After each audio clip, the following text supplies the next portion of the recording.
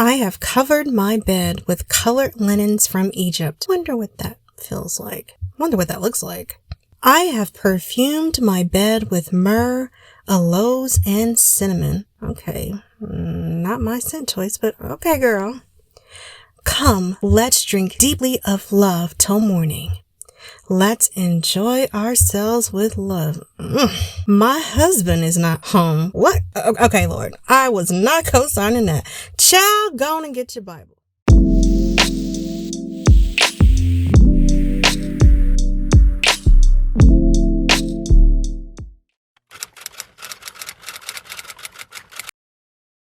My son, keep my words and store up my commands within you. Keep my commands and you will live. Guard my teachings as the apple of your eye. Bind them on your fingers. Write them on the tablet of your heart. Say to wisdom, you are my sister, and to insight, you are my relative. They will keep you from the adulterous woman, from the wayward woman with her seductive words. At the window of my house, I looked through the lattice. I saw among the simple, I noticed among the young men, a youth who had no sense. He was going down the street near her corner, walking along in the direction of her house at twilight, as the day was fading, as the dark of night set in. Then out came a woman to meet him, dressed like a prostitute and with crafty intent. She is unruly and defiant. Her feet never stay at home. Now in the street, now in the squares, at every corner she lurks. She took hold of him and kissed him, and I have food from my fellowship offering at home. So I came out to meet you. I looked for you and have found you. I have covered my bed with colored linens from Egypt. I have perfumed my bed with myrrh, aloes, and cinnamon. Come, let's drink deeply of love till morning. Let's enjoy ourselves with love.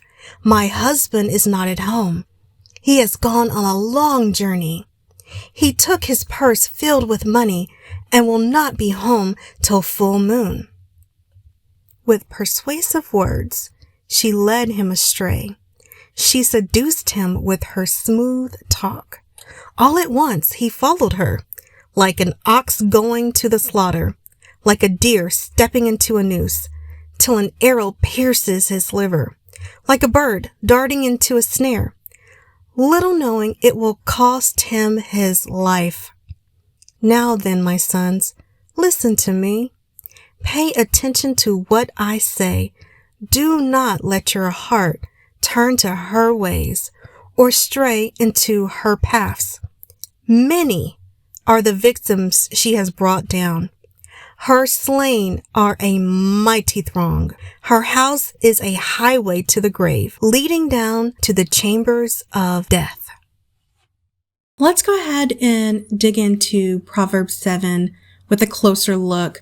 I want to jump into our definitions. Twilight is a noun, meaning the time of day immediately following sunset. Brazen is an adjective, not ashamed or embarrassed by one's bad behavior, being obvious without any intent to be hidden. And then, of course, throng, which is a noun, a large, densely packed crowd of people. Now, I want to go ahead and jump into twilight a little bit more. Twilight is a half-light. It's that period of time right after sunset and just before sunrise.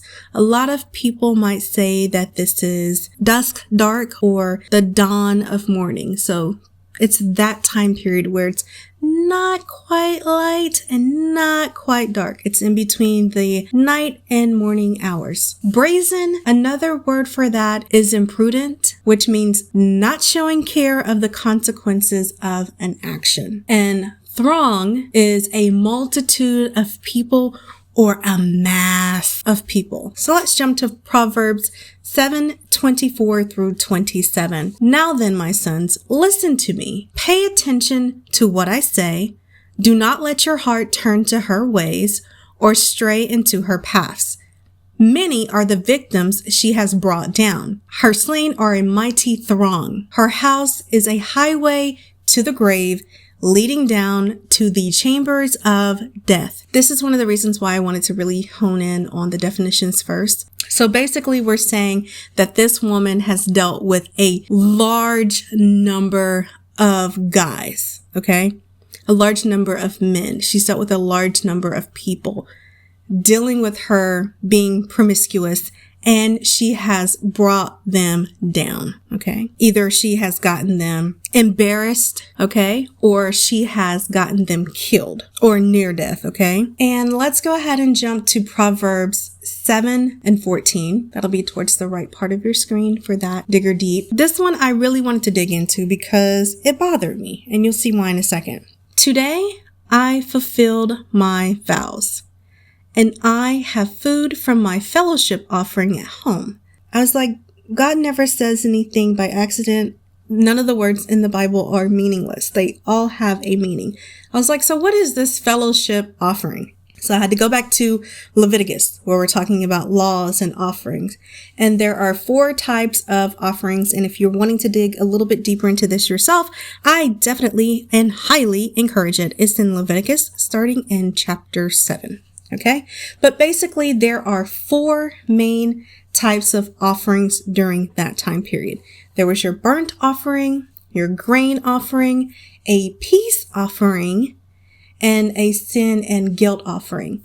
Now, with the NIV version, it is calling the peace offering a fellowship offering. Fellowship offering, it can go into 3 categories within that offering. Okay. A peace offering, it is where you give an offering to God, coming into agreement, and there's 3 levels within that. It's a free will offering where you freely just say, hey, I want to give to you, Lord, a fellowship between the both of us. Or you make a vow to the Lord. You say, hey, I am going to do this to show my appreciation. This is a vow I'm making to you, as a part of our peace or as a part of our fellowship. And then the last one is just a thanksgiving offering. We're just like, I'm just so thankful. So these were the 3 types of offering. Out of the 3 types of offering within a peace offering or a fellowship offering. Within the 4 major types, between the burnt offering, the grain offering, the peace offering, and the sin and guilt offering, the fellowship offering was one of those in which you could actually get food back. So the way that it was set up was you bring your food offering, okay? Whatever the animal is, just pick an animal.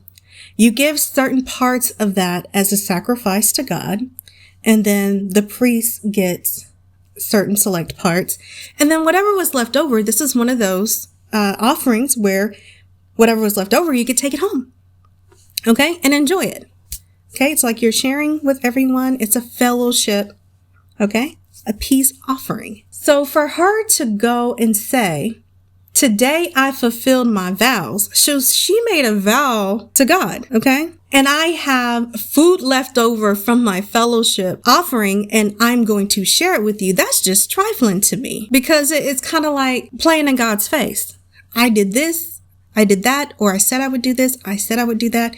And then I'm going to take the leftovers from that offering and I'm going to share it with my mistress. Like, how trifling can you be? Like, that was super trifling.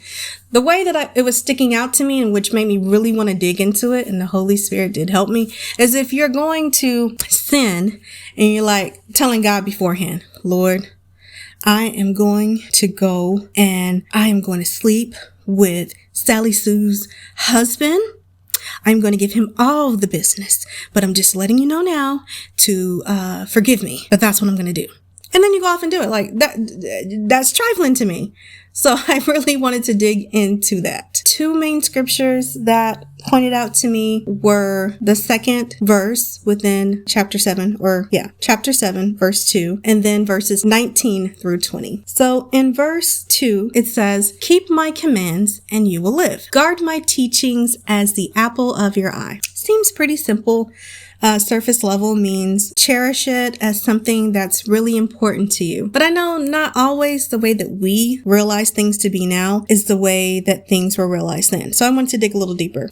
So in the context biblically, the apple of your eye was considered the pupil, the center of your eye, the focus. It's what you focused on. Not necessarily something that you cherished or that you loved, but something that you focused on. And to dig a little deeper, even so, the pupil could also be, when you're looking in someone's pupil, which is the apple of their eye, you can see the reflection of the person or reflection of yourself in someone else's eyes, okay? So that means I'm keeping my focus on you. It's like if you focus on my teachings and protect them, like when you're focused, then you will live. Another thing is when we're talking about, just anatomy, the apple of your eye, your pupil is one of the parts of your body that is protected the most. If something is blowing towards your eye, your eye instinctively, it doesn't think about it. It will blink. It will close. Okay? To protect your eye. If you get something in your eye, you don't have to tell your eye, "Ooh, I need to go flush, this out of my eye." Your eye is already working on it. You got your tear ducts flushing out any foreign substance or any burning substance or anything that's not supposed to be there. It's clearing it out. It is one of those parts of your body that is constantly and quickly protected. So basically, to break this down further, God is saying, protect my teachings and focus on them. Okay. 19 through 20. In Proverbs 7, it says, I thought this was a little trifling too, honey. I'm not going to hold you, which is why I wanted to dig deeper on it. My husband is not at home. He has gone on a long journey. He took his purse filled with money and will not be home till full moon. Of course, the thing that stuck out to me here is you plotting on your husband, okay, on him leaving, and you're plotting about how much money he took when he left. But what's the whole deal with till full moon? What does the full moon have to do with this? How much time is that? I'm thinking, God doesn't deal in time. We on earth deal with time.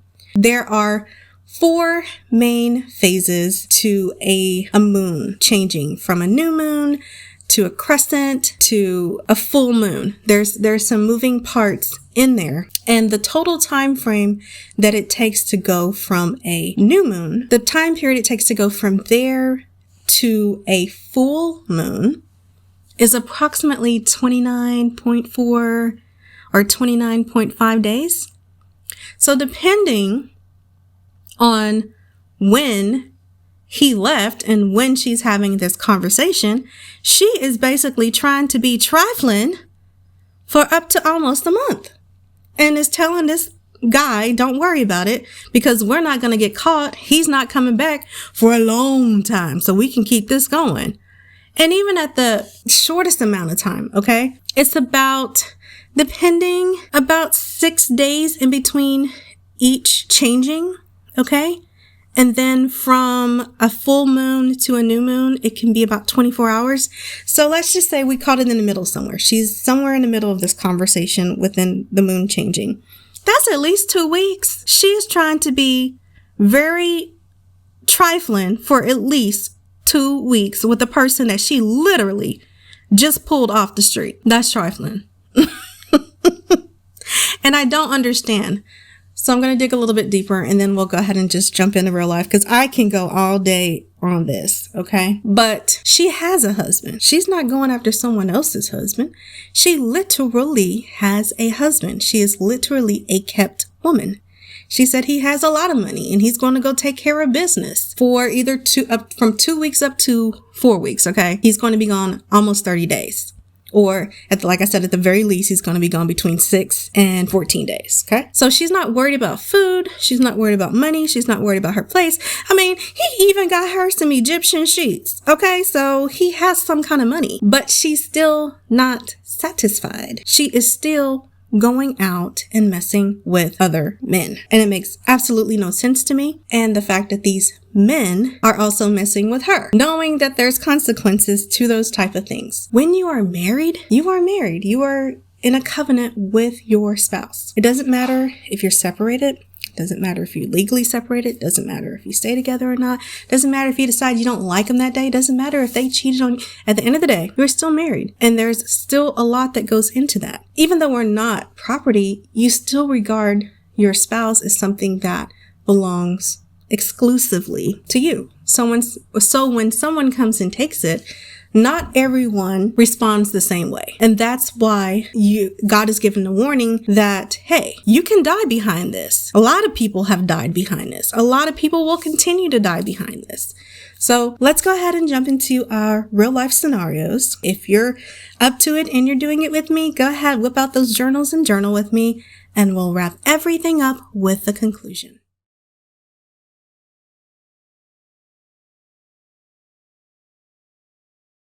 Dr. Clara Harris is released from the Texas prison where she served 15 years for mowing down her husband with her car in a case that transfixed America. In 2002, Clara Harris ran over her husband David after she discovered him cheating with a receptionist at their dental practice. This grainy video of the murder was shot by a private eye documenting David Harris's infidelities. You can see his wife driving over him again and again. Confinement for 20 years. Clara was sentenced to the maximum 20 years on what would have been her 11th wedding anniversary. The mother of two small children collapsed in tears and had to be helped out of the courtroom in a daze to begin her sentence. Her story of betrayal and revenge made the case unforgettable. I asked him if he loved her, and he said, I think so. It is a heinous crime sparked, police say, by a husband enraged that his wife might be having an affair. What happened next, we have to warn you, is so violent it may not be appropriate for some viewers. This woman has 2 black eyes, the result, cops say, of a beating by her enraged husband after he discovered she was having an affair with a co-worker. What authorities say happened next is shocking. This case is especially heinous and gruesome. 31-year-old Brittany Barron told police her husband Armando was looking through her phone when he found text messages from her co-worker Jonathan Emerald. They both worked at a medical supply company in New Hampshire. Brittany said what followed was a violent assault, with her husband beating her about the face repeatedly and strangling her so hard she says she passed out. Then her husband texted her lover pretending to be Brittany and lured him to meet at a park in the woods. When Emerald showed up for the middle of the night rendezvous with his alleged lover, a grim fate awaited him. That's when Brittany told investigators her husband turned and shot Jonathan 3 times. Twice in the chest and once in the head. The couple then drove 200 miles with the body into the deep forests of New Hampshire, where the husband ordered Brittany to cut off Jonathan's head with a saw so that he could not be identified, according to court documents. The defendant decapitated Jonathan, wrapped his head in a tarp, and placed it in a grave. The gruesome crime was exposed when Fish and Game officers happened to come upon the scene.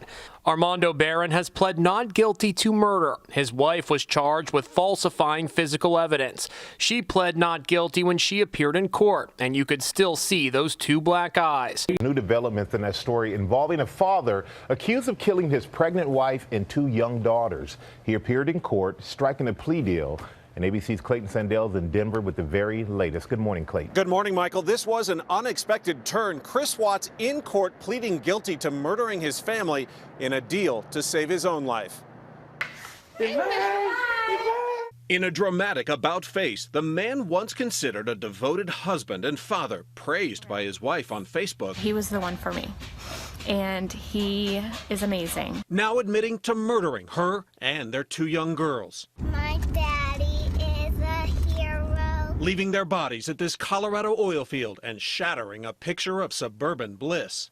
34-year-old Shanann Watts, her daughters Bella, 4, and 3-year-old Celeste vanished from their Frederick, Colorado home August 13th.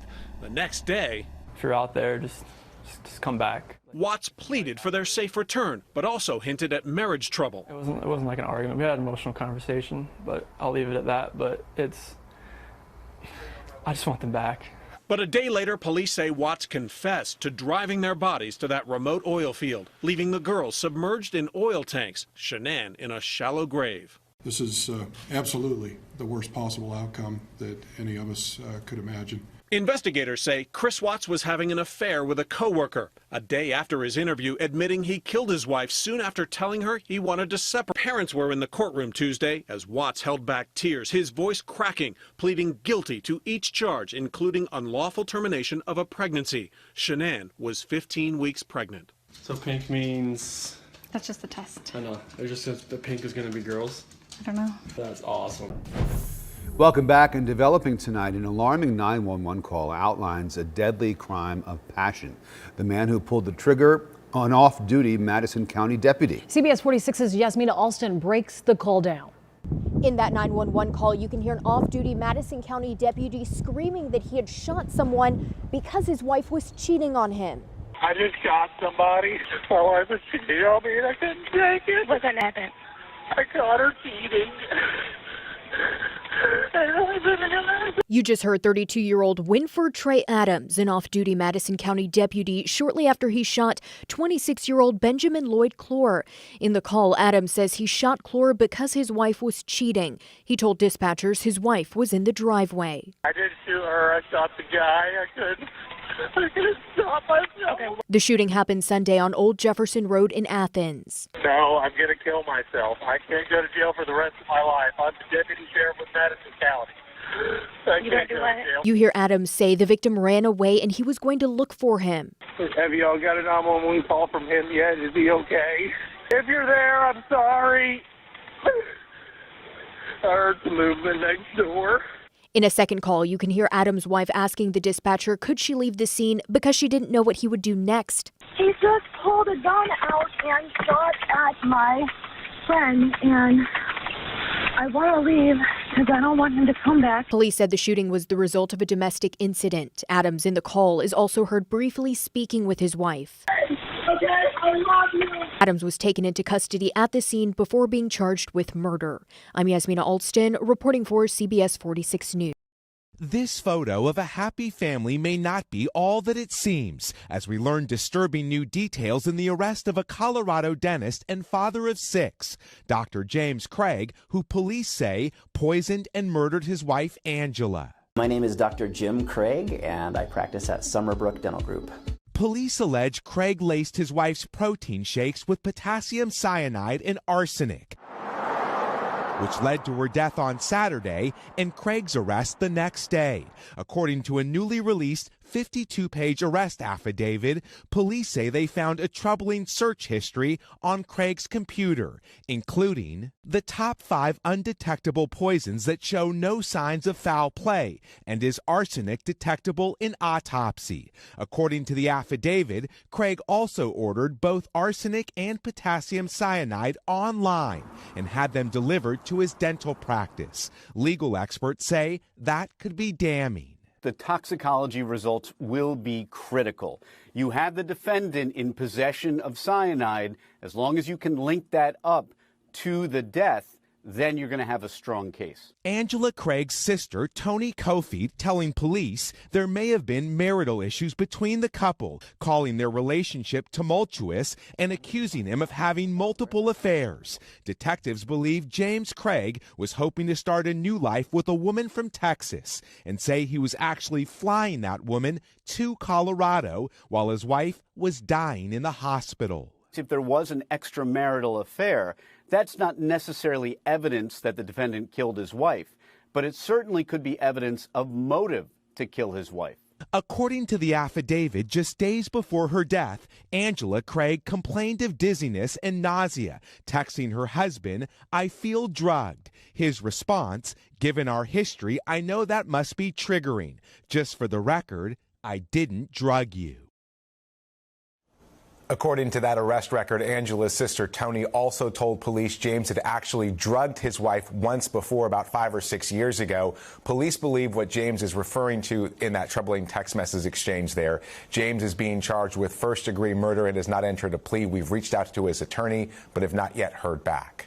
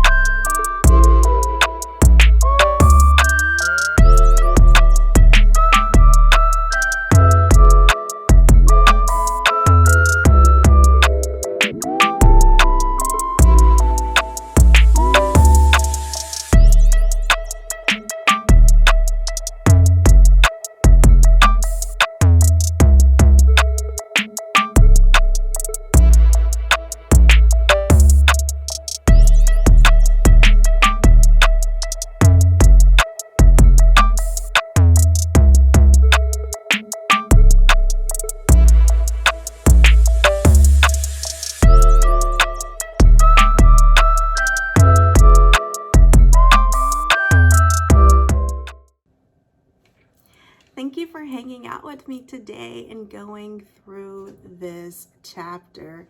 Child, Proverbs 7 escalated fast. All I heard was married, cheating. If you don't get it, then I'm going to embarrass you, air your business out in the streets. And then if you still don't get it, I'm going to hit your pockets up. And if you still want to try me, death. Ciao. And that's why I'll never understand. Okay? No shade, but high-key shade. Side chicks, mistresses, side dudes, or sneaky links. I don't get it. Okay? But I digress. Tell me what stuck out to you in this chapter. Let's get a discussion going all up and through the comments, okay? And if you took the time to journal with me, go ahead and tag me on Instagram and use the hashtag journal with me. Again, I would love to see your beautiful thoughts and your creations of when you Bible journal.